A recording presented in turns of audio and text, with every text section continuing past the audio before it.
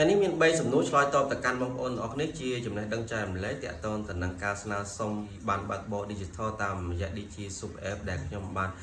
ផុសពីថ្ងៃមុនអញ្ចឹងណាហើយ3សំណួរនេះគឺខ្ញុំបានដកស្រង់ចេញពី Channel YouTube របស់ខ្ញុំដែលនៅក្រោមចំណងជើងថារបៀបស្នើសុំបានបើកបរ Digital DG Super App អញ្ចឹងទៅហើយខ្ញុំក៏បានយកសំណួរនោះមកឆ្លើយជារួមនៅក្នុងវីដេអូនេះផ្ទាល់តែម្ដងដើម្បីឲ្យបងប្អូនអរគ្នាបានឆ្ងល់បានសួរនោះគឺទទួលបានដំណោះស្រាយផ្ទាល់តែម្ដងតាមរយៈបទពិសោធន៍របស់ខ្ញុំបានធ្វើនៅក្នុង DG Super App ដែលខ្ញុំបានស្នើសុំបានបើកបរ Digital អញ្ចឹងណាហើយអញ្ចឹងយើងចូលមកដល់សំណួរទី1ផ្ទាល់តែម្ដងទី1គាត់បានថាធ្វើហើយតែធ្វើអត់បានអញ្ចឹងតាក់ទងទៅនឹងចំណុចដែលគាត់បានcomment នេះគឺមានន័យថាមានមូលហេតុពីរប្រហែលជាគាត់ធ្វើបានទី1គឺគាត់អត់មាន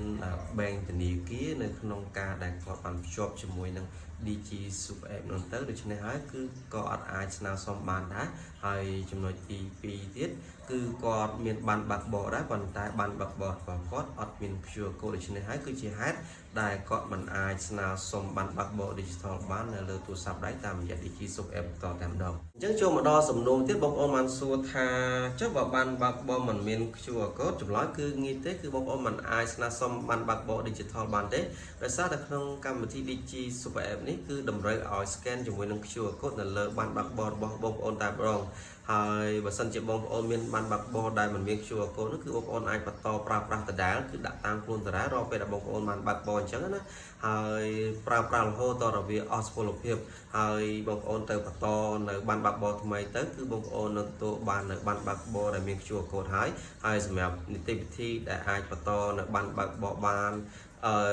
ថ្មីឬក៏ស្នើសុំថ្មីនោះខ្ញុំនឹងធ្វើវីដេអូចែករំលែកដល់បងប្អូនទាំងអស់គ្នានៅវីដេអូក្រោយអញ្ចឹងនៅក្នុងវីដេអូនេះគឺខ្ញុំចែករំលែកតែប្រហែលសំណួរនឹងសិនអញ្ចឹងណាចូលមកដល់សំណួរចុងក្រោយគឺជាការសំណងពរផ្ទាល់តែម្ដងគាត់បានសំណងពរថាបងសូមធ្វើវីដេអូមួយទៀតបើសិនជាយើងមិនមានធនាគារដែលមាននៅលើ app នេះអញ្ចឹងដូចដែលបងប្អូនបានជ្រាបបង្ហើយថាការដែលយើងស្នើសុំជាមួយនឹងបានបើកបរ Digital គឺយើងតម្រូវឲ្យភ្ជាប់ជាមួយនឹងធនាគារណាមួយដែលជាធនាគារដៃគូដែលគេបានបង្ហាញក្នុង app DG Super App អញ្ចឹងណាហើយបើសិនជាបងប្អូនអត់មានទេគឺបងប្អូនមិនអាចស្នើសុំបានបើកបរ Digital នេះបានទេហើយបើសិនជាបងប្អូននៅតែចង់ស្នើសុំបានបើកបរនេះទៀតខ្ញុំណែនាំឲ្យបងប្អូនគួរតែបើក